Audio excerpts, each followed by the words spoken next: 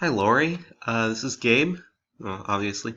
I'm sending you a screencast of my lesson plan, so I'm just going to go over it right now. So the lesson plan is a second grade lesson plan, language arts. Materials that I'd be using are vocabulary flashcards, a nonfiction book that is titled George Washington and the General's Dog by Frank Murphy, as well as an anchor chart at the end. Standards and objectives. The academic objective for this lesson would be students will learn vocabulary words and identify important facts / characteristics of George Washington from an expository text. The Common Core standards would be to ask and answer questions about who, what, where, when, why, and how to demonstrate understanding of key details in a text, and to determine meanings of words and phrases in a text relevant to a grade 2 topic or subject area. So I want them to be able to use context clues to be able to identify and define specific words that I've chosen. The literacy activity would be to read aloud George Washington and the General's Dog. And the anchor chart would be a chart that has a picture of George Washington, where the kids and the students would give different qualities and characteristics about George Washington based on the text that we read, and also effects that led to that. So the book is about how George Washington loved animals. So they can say that those are some of his qualities. He loved animals. He was brave and honest, and that led to him having friends that gave him gifts of animals. He returned a general's dog. He loved his horses, so he rode them. He rode horses really well. Things like that. Just he had this characteristic, and what did this cause in his life? The adaptations I have, the first focus student I chose or English language learner. The activities building background vocabulary cards and anchor charts I feel would be helpful for an English language learner. New or difficult vocabulary is isolated and defined before and during the reading of the text. That's going to be with the use of flashcards, as well as checking for comprehension throughout the reading of the book to have them associate the pictures in the book as well as the context of the sentences and clues around the words that I pick out. The second focus student is a social emotional learner. Think, pair, share activities throughout. At the beginning, when I am building background, asking them what they know about George Washington, as well as a graphic organizer, which will help them to gather their thoughts, which will help with them sharing. Method of assessment, formative assessments throughout. The background knowledge at the beginning, asking them what they know about George Washington.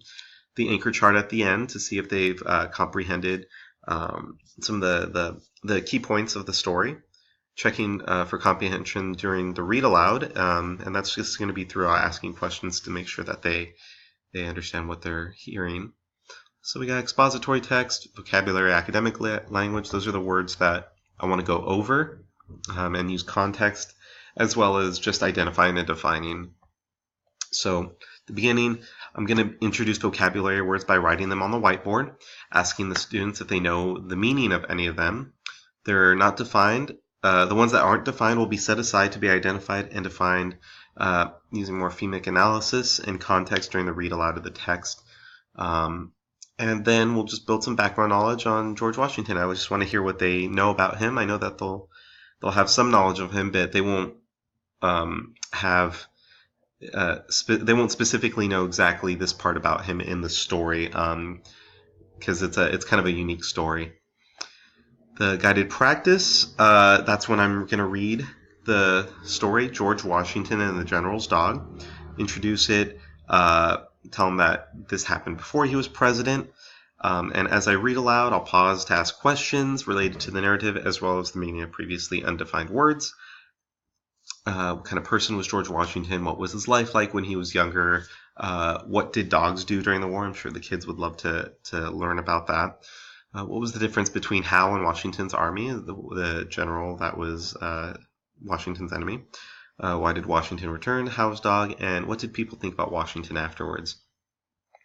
The independent practice at the end would be to display the anchor chart and have the children give qualities based on the text, and we'll write the students at the top of the anchor chart. This is changed around a little bit. Actually, once I did the lesson, I decided to have it a graphic organizer where they wrote it on the left, and then effects would be on the right. So things like he was brave and honest, he loved animals, he was asked to be a general. Those are just some key facts about him. So then I'll ask, well, what kind of effects did these qualities and facts about him have? Excuse me. So I'll model it for them, scaffold a bit, because this is definitely going to be a little bit more challenging for them to be able to come up with ideas. But because he loved animals, I'll kind of urge them to come up with things like he returned the general's dog because he loved animals so much. He was brave and honest, and people liked him, so he became president. And because he liked animals so much, he got animals as presents from people, and people respected him more because of returning the dogs. So that's the basic outline of my lesson. There will be think, pair, share that I'll use for the into. When I ask them for some background knowledge about the words, I want them. They're going to be sitting. There's a carpet by the whiteboard, so they'll be sitting on the ground as I read the story from a chair. So I'll ask them to turn to their eligible partner, their neighbor, and just kind of discuss among themselves as best I can, because they can be a little rowdy once they start talking to each other. It's hard to get their attention again. And throughout, at the end, when they're coming up with the qualities, I'll have them do the same thing. All right, so that's the basic outline of the plan. I hope that will suffice. And thank you very much. All right, I'll see you in class next week.